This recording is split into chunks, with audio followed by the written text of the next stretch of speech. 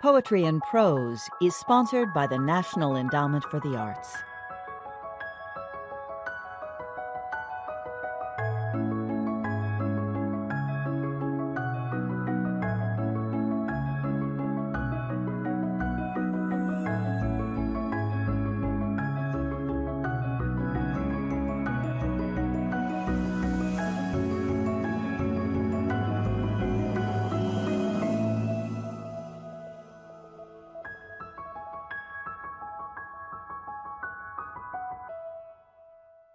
Hello, I'm Rob Casper. I'm the head of the Poetry and Literature Center at the Library of Congress.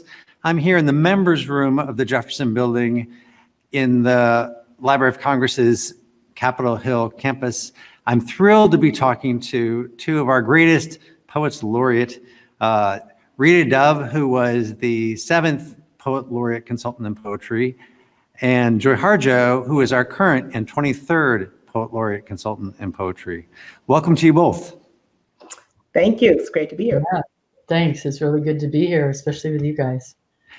Yeah, well, I'm thrilled to have you, and I'd love to know where you're talking to us from.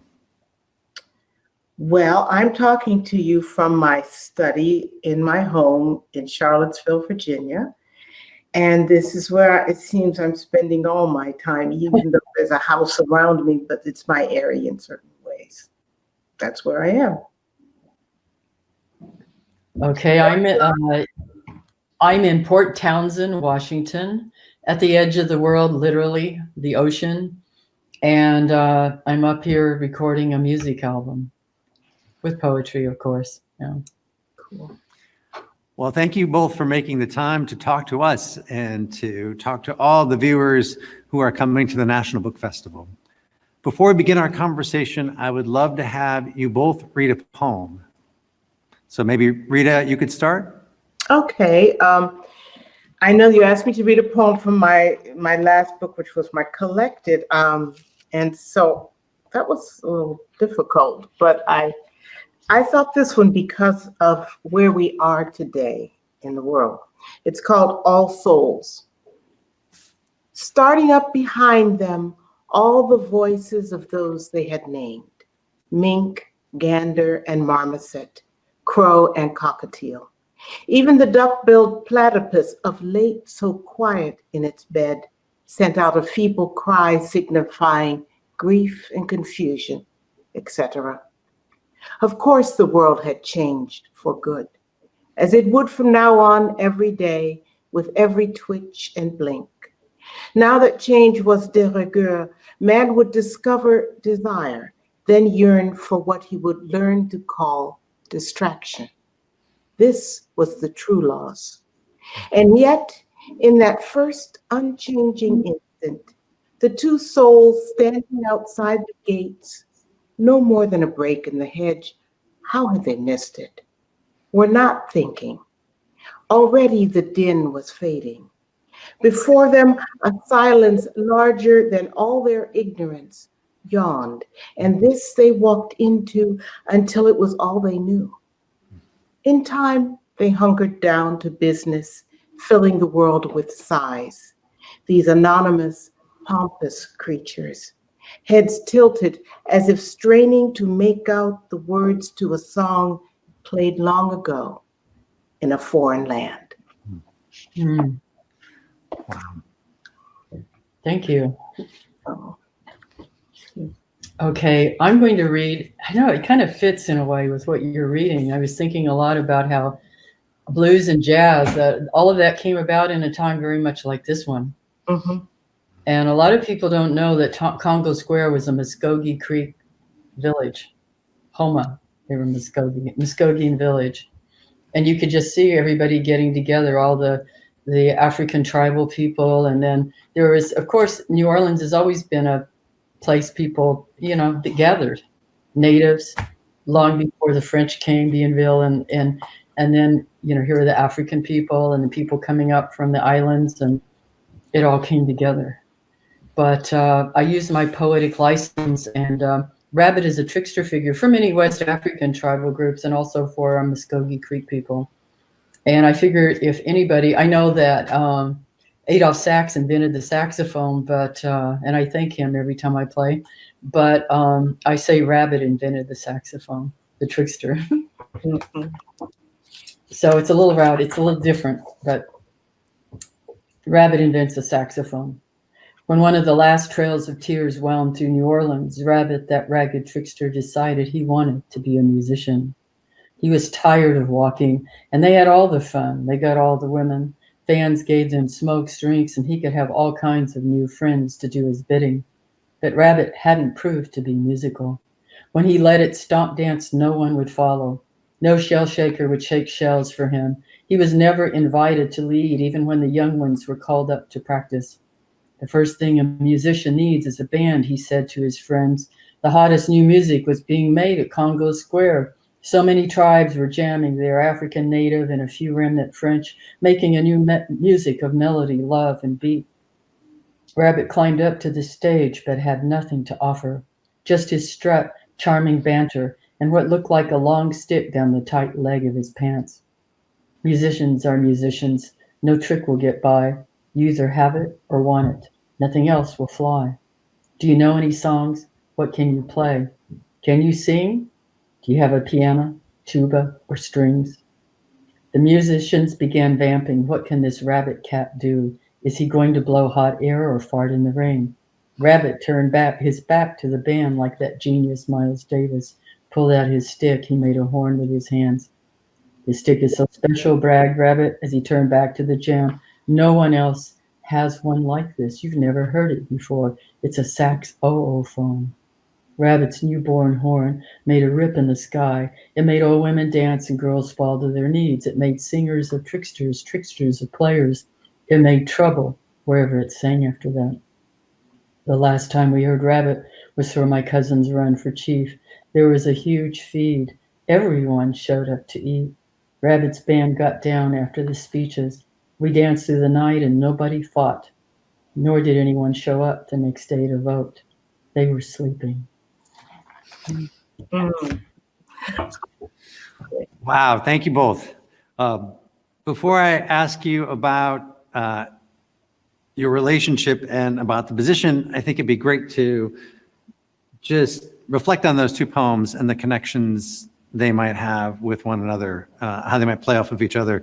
I'm wondering what you two think about how those poems and poems in general engage with, contend with, reimagine myth. Mm.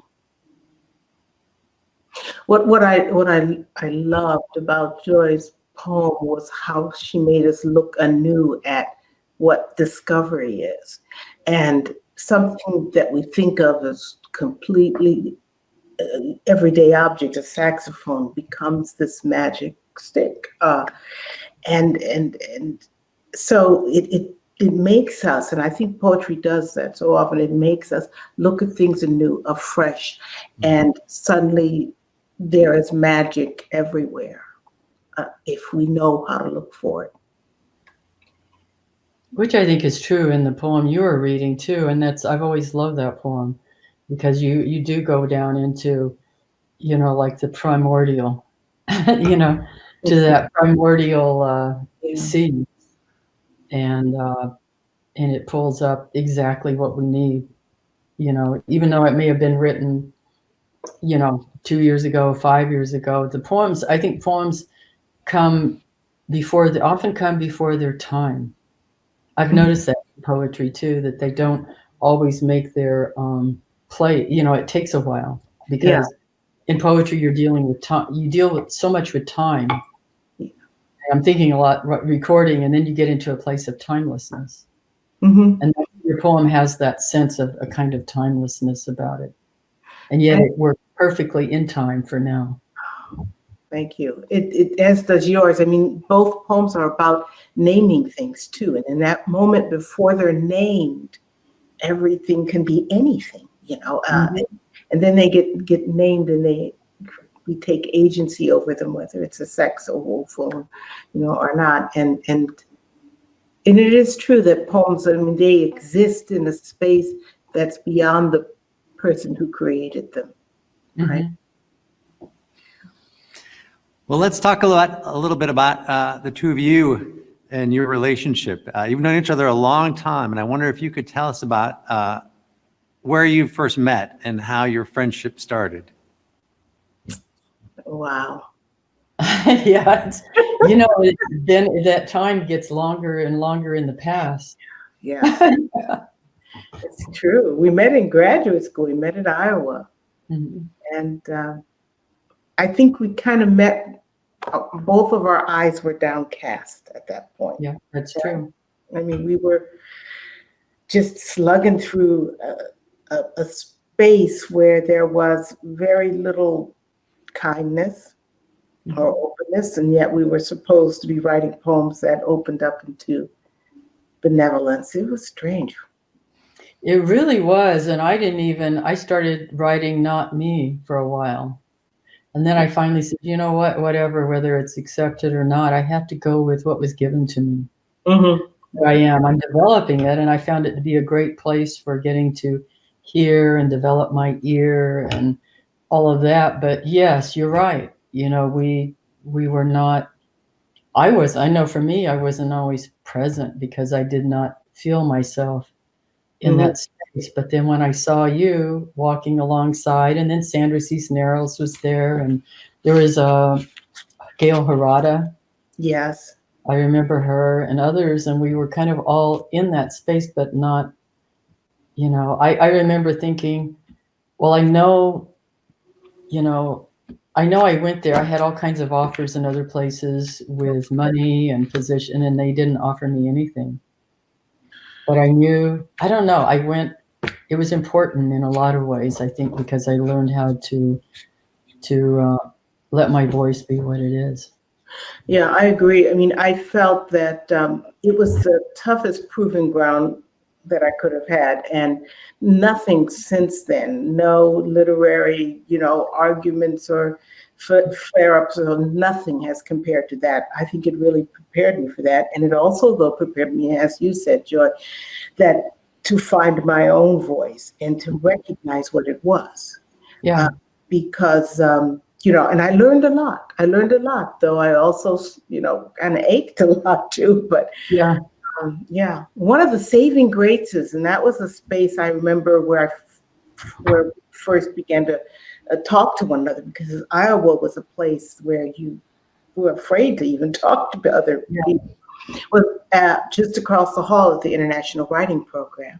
I love that program. Yes, because those were real writers. Uh-huh. Who had been writing and living their lives, and they thought all these petty, fights over across the hall at the workshop was just, they thought it was a name and treated it as such. And then you saw people who were living the full of their lives, right? It was fantastic. Yeah. But the two of you were. Go ahead, Rob. The two of you were presumably sharing poems and in classes together. And can you talk maybe about that kind of exchange that happened just with the two of you and with Sandra Cisneros too? I don't remember talking in class much at all, but I would go over to the International Writing Workshop and hang out. Bessie Head was there. They had all these writers. I became good friends with Leona Gusta and Denarto from Indonesia, and kept up a friendship, with writing. And so I felt more, I think we probably exchanged our writing more maybe outside the workshop. Personally, that's, outside. Yeah. I remember telling myself that I would say one thing in every workshop, just to put, and I would actually kind of think of what I was going to say. I was shy, and then the workshop was was a battleground. I would say that one thing, and I remember, Joy, when we were in a workshop together, basically we didn't talk to each other. We just sat, and we made sure we didn't sit next to each other, because there was one of each. There was one, there was Sandra, there was you, and there was me, and we just made, I think instinctively, we said we're going to spread ourselves out. But yeah, you take this side, you go by the door. And then you sit over there. But at the International Writing Workshop, that's where we could laugh and we could talk and we could, talk about anything. And of course, I met my husband there. That was kind of nice. Yeah, I remember that. Yeah. Lovebirds. Yeah. You're still the lovebirds, yeah. Yes, we still are. But Yeah. I don't know. Yeah. And later on, we all got together and realized that we all felt the same way, rather beleaguered, but just pushing through. And yet I used to think that both you and Sandra were so cool and calm and collected. And I was a bundle of nerves. And then you said, no, we thought you were cool and calm. Yeah, that's right. And did you continue sharing poems and talking to one another after school? Not really. I think we went about probably very different lives in a lot of ways. Yeah. Yeah. It's an interesting thing. I mean, I think there's always this kind of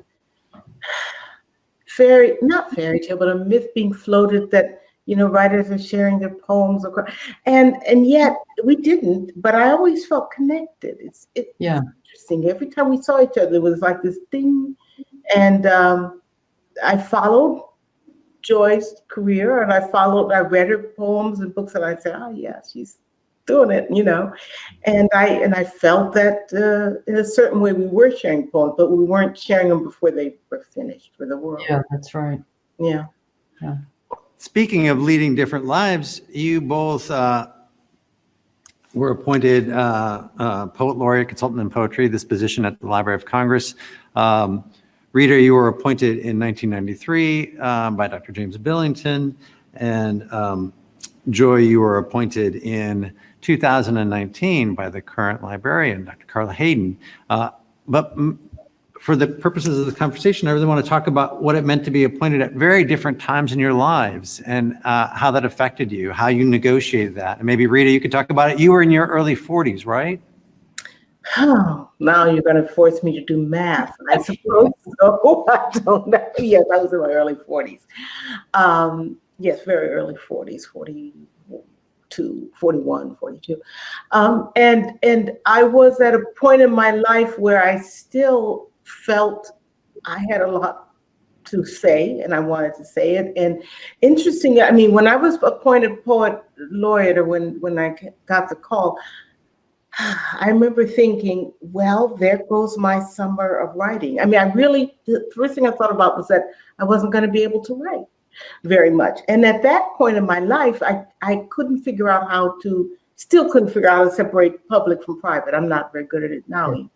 But so literally it was a kind of a sacrifice, but I gladly made it, because I also realized that to have someone who looked like me, my age, my race, my gender, that this was so important. It sent a signal to the country, and that I needed to just step up to the plate, and so I did. Luckily, at that time, I think the atmosphere in the country, people were ready for poetry. It was a kind of second Camelot period in modern American history, and so I could go out and be really present and just kind of be there and bring poems wherever I could. And people were open and ready to receive them. I mean, I remember having luncheons with, Republicans, diehard Republicans, talking about poetry in a very amicable manner. I don't know what it's like today. Yeah. So Joy, do you want to respond to that? I'm slow on taking my cue here. Yes. So of course you don't expect it, and a lot, when that call came from Dr. Carla Hayden and Rob had put me on that call, and it's like lightning. It felt like lightning. Yet all this stuff goes through your mind, and it's like, well, I mean, I had to do, it's for a similar reason I had to. It was something that it's about the poetry, but it's not really, it was something for the people. Mm-hmm. Ultimately, we're here to serve, whether we're in this position or whatever we do, we're all in the position to serve poetry, to serve the people, and it all happens within the time. So my laureateship came at I'm older. I won't do any math. I already know the math. Yeah, I'm older. I'm not going to say, yeah. I'm all, which is probably good in my case, and I've learned a lot between if I, or you would have been younger, but it certainly has come at a very crucial time in the country where, there's a lot of division, where people need poetry. I mean, and then the pandemic hit, and then the importance of speaking beyond what we, beyond words, beyond the pandemic, through the pandemic, addressing it. And then, Black Lives Matter, that's always been there as far as I'm concerned. It's been an ongoing, it's like Native rights. Well, it never, in the public, it comes above the surface and then it submerges again. It's always been there. But still, here we are, like what we saw when we were growing up, Rita, these kinds of protests or, vocalizations, mass vocalizations of, oh, wait, we're human beings. We're human beings, treat us like human beings. Yeah. So poetry has been, so once again, like in the time, you were a poet laureate, poetry is so, so important.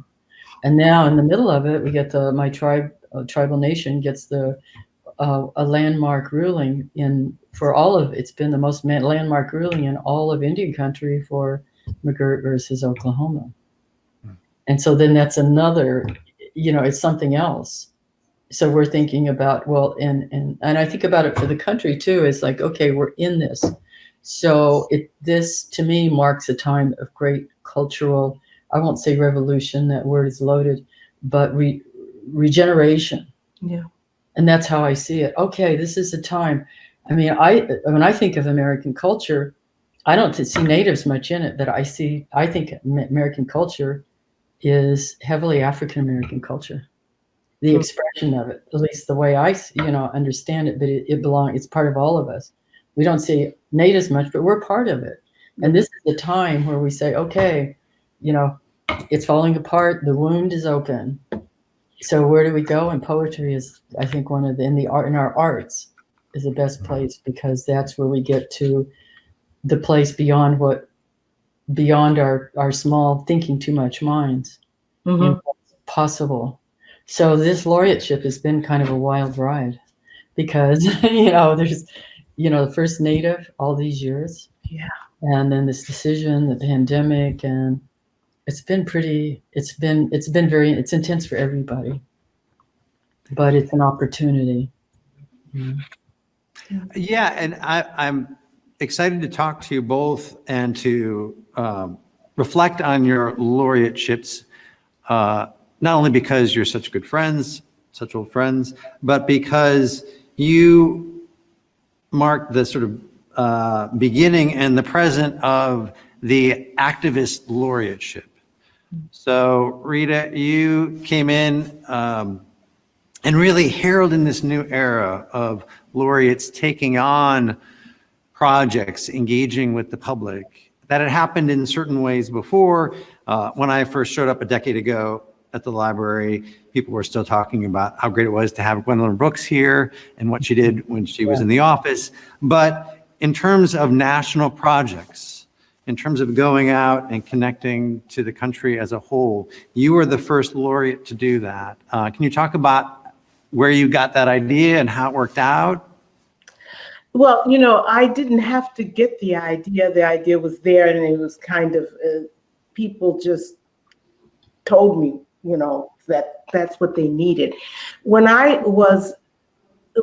Dr. Billington called me and asked me to be poet laureate, I was in Chicago. I had just done a reading and a couple of days with Gwendolyn Brooks, and serendipitously enough, and I saw how she connected, with people, and how she always brought that, did not have any kind of screens up. It was always a connection, heart to heart. And so when he asked me, I realized, first of all, I was one of the youngest, if not the youngest at that time. And I felt that it was a clarion call. I felt like there's nothing else. You're supposed to do something. You have energy, you're younger than all the others, you've got to do something.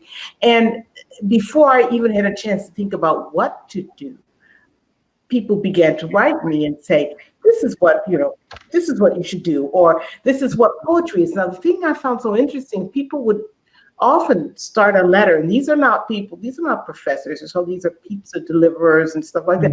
They would write in and say, I don't know much about poetry. I'm afraid of poetry. I don't know what it means, but, and then they would follow some of those beautiful descriptions of the first poem that, that they read, that really moved them. So I realized this is what we need. And there was nothing else to be done but to go out there and say, poetry is a wonderful thing, just to be present. So I was considered an activist poet, but to me, that was the only way to be. This is the way I've lived my life. And, that's why I'm just going to keep doing it. I don't know.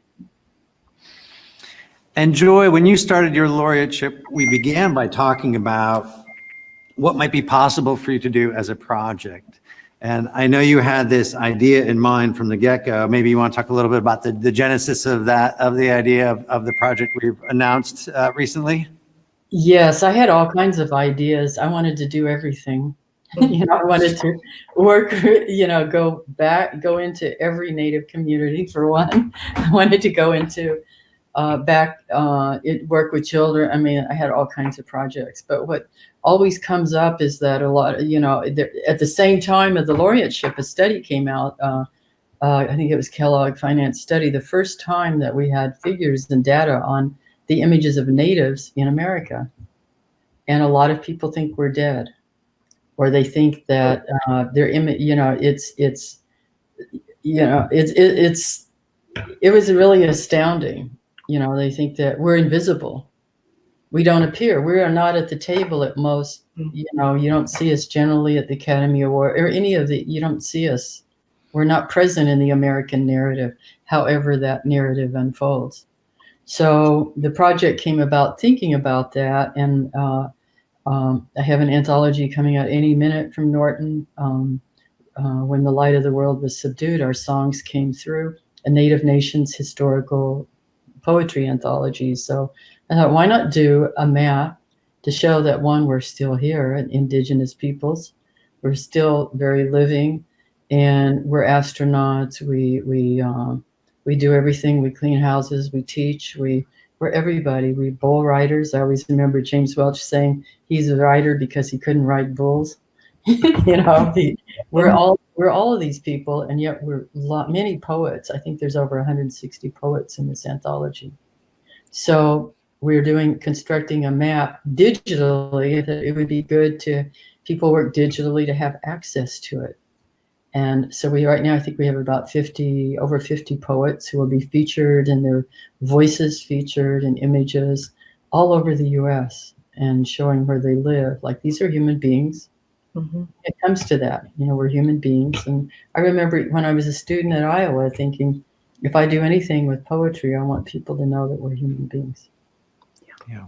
And so this project, it's exciting. And then Norton came along and worked. We're going to do a small handbook anthology of a short, 50 some poets, living nations, living poets that will come out of the project. Of course, I wanted to go everywhere, but I'm doing that anyway. And I've been doing that for years, traveling about to all kinds of communities, all over. I mean, I've done everything from I've been all over to all kinds of communities for years. So I'm continuing, except I'm doing it virtually now, like you are, and that's still very much a part of it. Yeah, it makes sense that the very work you talked about, Rita, feeling called to do, Joy, you are continuing to do with the complement of this great, wonderful project. Mm-hmm. I'm thrilled to have you both here. I'm thrilled to be able to present you to our National Book Festival viewers as part of our 20th anniversary book festival. And I'm grateful to you both for your commitment to and service on behalf of poetry. So thanks so much for being wonderful, wonderful Poets Laureate, and thanks so much for being together with us today. Thank you. And thank you, Rob, for all the hard work you do over there and everyone in that office. Thank you. Yeah, I thank you. You have changed the scene of poetry and literature in this country. So thank you so much. It was wonderful to be here. Great to see you, Joy. Yeah, great to see you too.